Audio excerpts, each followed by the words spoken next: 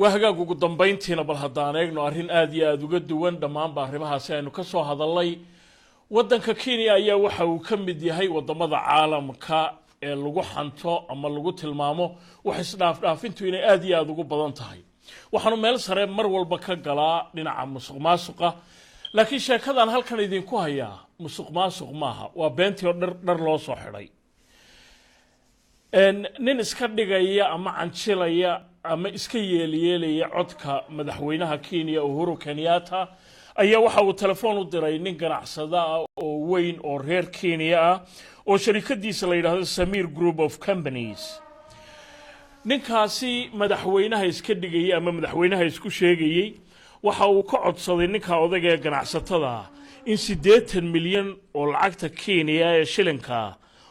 uu soo dhiibo dabadeedna marka isaguna waa madaxweynaha ama madaxweyne iska dhigaha uu siin doono sida uu sheegay qandaraas aad iyo aad u weyn oo markaasi dawladdu ay bixinaysay lacagtaasi madaxweyne ku sheegu codsaday ayaa waxay ahayd 800,000 oo dollar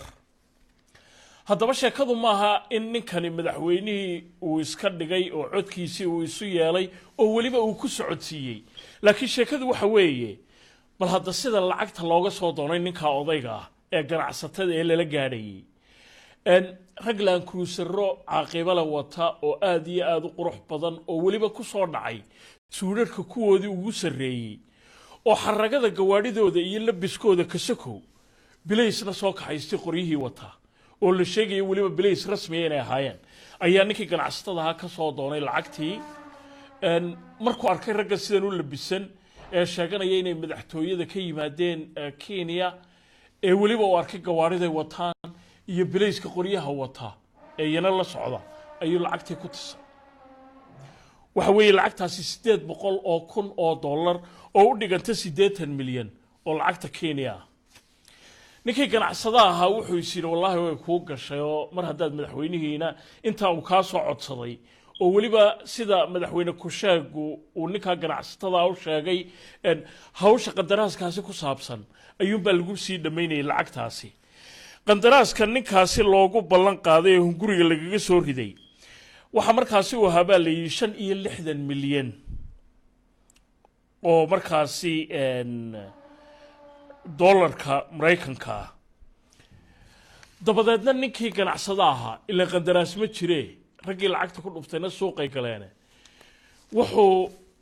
markuu warka waayay xaqi madaxtooyadii iyo wax ka soo yeedha ayuu dabadeedna maalintii dambe warqad ku cayuuqay oo yiri deewa sidee kharashkiina waan bixiyay waxna ma hayee markaas madaxtooyadu tiri madaxweynaha oo telefoonke oo yaa ku soo diray oo lacagtee ninkii markaas uu ogaaday in la dhacay haddaba bileyska Kenya oo arinta loo gudbiyay ayaa imika ku daba jira arintan warbaahinta Kenya aad iyo aad uga hadlaysay ayaa waxa la sheegay in caaqibada lahaa ee dhaca lagu geystay waxaan u malaynayaa wixii imika ka dambeeya in ganacsatada waaweyn ee Kenya hadiiba telefoon loo soo diro oo loo sheegay inuu madaxweynihii la hadlayo inay warka milax iskaga dari doonaan